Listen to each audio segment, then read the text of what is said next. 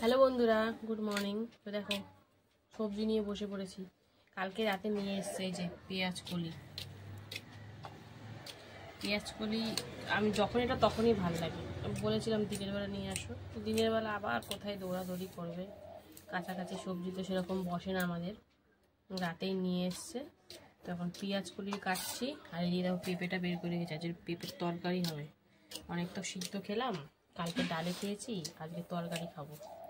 চলো এখন পেঁয়াজ কলি কাটা চলছে, এক্ষুনি কান্নাকাটি শুরু হবে। আর এই দেখো গন্ধরাজ লেবু, আজকে পাতাটা ছাড়িয়ে দিয়েছে মনে হচ্ছে, পাতা ছিল না। তো যাই হোক, এইটা বুড়ো কচ্ছট করে আওয়াজ হলো। তো যাই হোক, এই যে পেঁয়াজ কলি এখন কাটবো।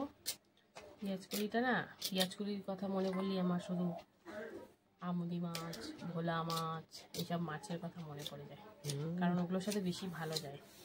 তো যাই হোক, আজকে তো ভাজা খেতে হবে, তখন পেঁয়াজ কলিটা কেটে নিই, তারপরে পেঁপেটা কাটবো। তো সঙ্গে থাকো। তো বন্ধুরা, এই যে পেঁয়াজ কলির আলু কেটে নিয়েছি আলু ভাজার মতন করে, আর এই যে পেঁপেতে দেব, তার জন্য আলু কেটেছি।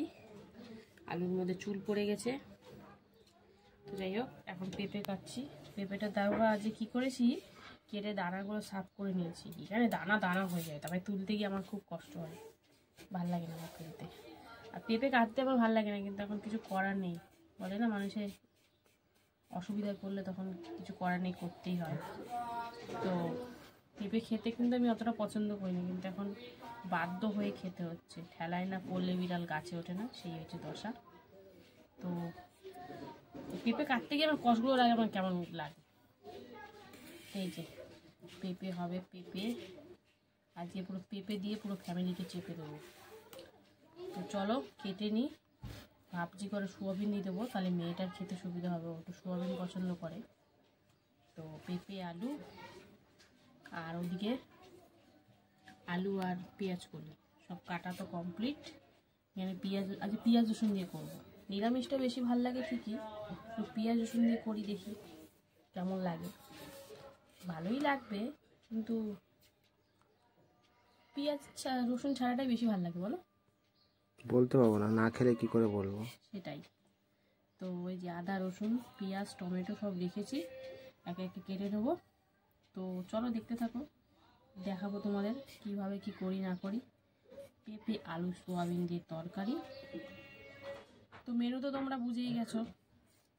এখন ভাতও দিয়ে বসিয়ে দিয়েছি, তারপরে এটা করব। তো সঙ্গে থাকো, দেখতে থাকো।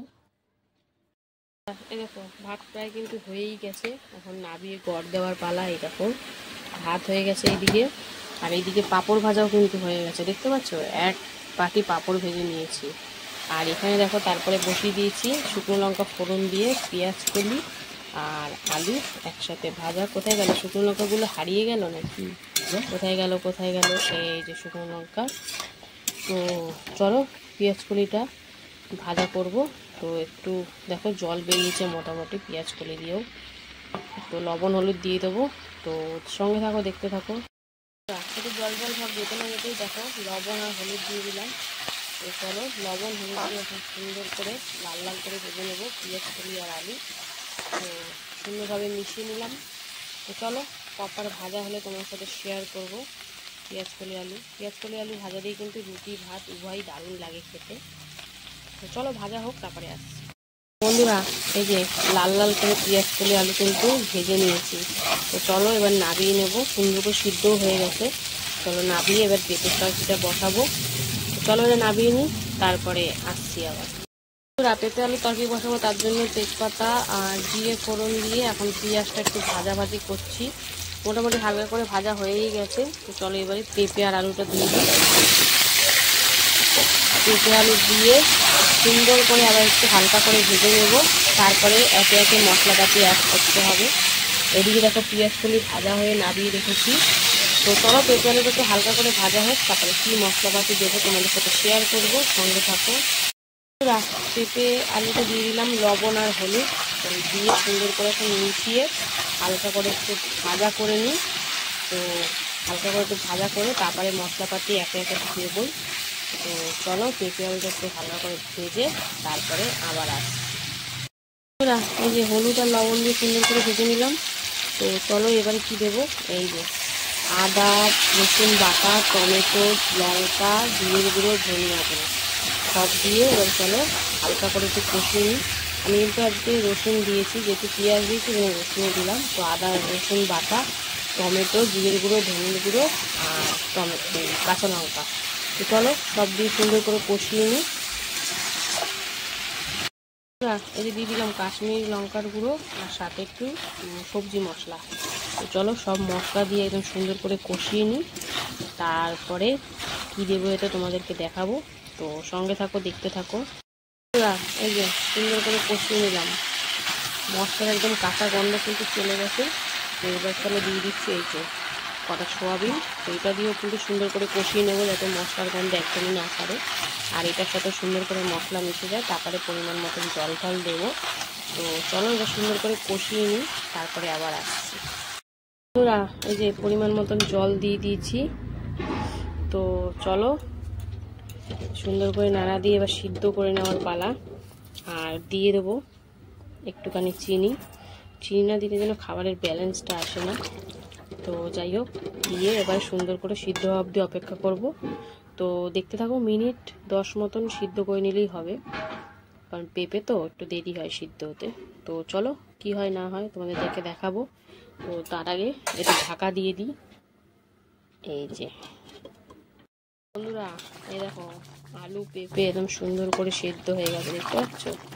আর একটু ঝোলঝোলি রাখতে হবে। ঝোলের ঘনত্বটা দেখো, ঘনত্বটা একদম খুব বেশি পাতলা না, খুব একটা গাঢ়ও না, তো এরকমই দরকার। তো এবার নামাবো, তার আগে একটু গরম মশলা দিয়ে নিই। তো গরম মশলা দিয়ে সুন্দর করে মিশিয়ে নেব। আর এরই সাথে সাথে কিন্তু আমার আজকে রান্নাবান্নাও কমপ্লিট, কারণ সেরকম কিছুই রান্না করিনি, বেশি কিছু, দুটো পদই রান্না করেছি। তো কেমন লাগলো অবশ্যই কমেন্টে জানিও, আর ভালো লাগলে লাইক কমেন্ট শেয়ার করে ফলো করে পাশে থেকো। তো তোমাদের সাথে আবার দেখাবে দুপুরে খাবার ভিডিওতে। ততক্ষণের জন্য সবাই সুস্থ থেকো, ভালো থেকো। তো চলো টাটা। হ্যালো বন্ধুরা, শুভ দুপুর। তো প্রতিদিনকার মতো কিন্তু দুপুরে লাঞ্চ থালি নিয়ে বসে পড়েছি। তো আজকে হচ্ছে শনিবার। তো চলো শনিবার দুপুরে মেনুতে আজকে কি কি রেখেছি প্রথমেই দেখে নিই। তো লাঞ্চ থালিতে সুন্দর করে সাজিয়ে দিয়ে দিয়েছি কর্তামশাইকে। এখানে রয়েছে গরম গরম ভাত, রয়েছে এক টুকরো গন্ধরাজ লেবু, এখানে রয়েছে দেখো পেঁয়াজ কলি আলু দিয়ে ভাজা, এখানে রয়েছে পেঁপে আলু সয়াবিন দিয়ে তরকারি, আর রয়েছে পাঁপড় ভাজা। তো চলো খাওয়া দাওয়া শুরু করা যাক। কর্তামশাই তো একদম রেডি। প্রথমে বাটিগুলো নিয়মিত যেরকম সাইড করে দিচ্ছে, তারপরে পেঁয়াজ কলি আলু ভাজা দিয়ে কিন্তু ভাতটা সুন্দর করে মেখে নিল। তো পেঁয়াজ কলিগুলো না এক একটা আবার একটু বুড়ো বুড়ো টাইপের ছিল, তো একটু কচাত কচাত করছে। তো যাই হোক, সুন্দর করে মেখে চুকে খাচ্ছে। তো পেঁয়াজ কলি আলু ভাজা খেতে বেশ ভালো লাগে, কিন্তু যদি কচি হয় অবশ্যই ভাত রুটি উভয়ের সাথেই দারুণ লাগে। তো পেঁয়াজ কলি আলু ভাজা দিয়ে কিন্তু খাওয়া কমপ্লিট। এবার কিন্তু কর্তামশাই ভাতটাকে একদম ছড়িয়ে নিল। আর এই যে পেঁপে আলু সয়াবিন দিয়ে তরকারি, সেটা পাতে ঢেলে নিল। আমার তো বেশ ভালোই লেগেছে, কারণ আমি সয়াবিনও পছন্দ করি, পেঁপেটাও এখন খেতে খেতে রোজ পছন্দ হয়ে গেছে। কিন্তু কর্তামশাই একদম পছন্দ করে না, ওর জন্য একটু সয়াবিন দেওয়া, আর মেয়েটার জন্য। তো এবার লেবুটা একটু চিপে নিয়ে মাখামাখি করছে। আর আজকে কিন্তু সয়াবিন পেঁপে আলু তরকারিটা পেঁয়াজ রসুন দিয়েই করেছি, মানে পেঁয়াজ রসুন ছাড়া কিন্তু করিনি। তো সুন্দর করে মেখে চেখে আর গন্ধরাজ লেবু দিয়ে কিন্তু ব্যাপক লাগছিল খেতে। আর সাথে ছিল আমাদের পাঁপড় ভাজা। তো ওই দিয়ে বেশ মোটামুটি করে খাওয়া হলো, কারণ মাছ মাংস দিয়ে যেরকম একটা আলাদা রকম টেস্ট, আর নিরামিষ দিনে আর পরপর নিরামিষ খেলে একটা অন্যরকম টেস্ট হয়ে যায়, ভালো লাগে না পরপর। মাঝে মাঝে ছাড়াছাড়ি করে একদিন ছেড়ে একদিন খেলে খুব ভালো লাগে। তো এইভাবেই আজকে চললো আমাদের দুপুরটা। তো তোমাদের কেমন লাগলো অবশ্যই কিন্তু কমেন্টে জানিও, আর ভালো লাগলে লাইক কমেন্ট শেয়ার করতে কিন্তু ভুলো না। তো একটু পাঁপড়, একটু সোয়াবিন, একটু আলু দিয়ে একদম সুন্দর করে সব একসাথে নিয়ে মুখে পুরে দিল। তো বন্ধুরা ভিডিওটা এখানেই শেষ করলাম, ভালো লাগলে পাশে থেকো। তো চলো টাটা।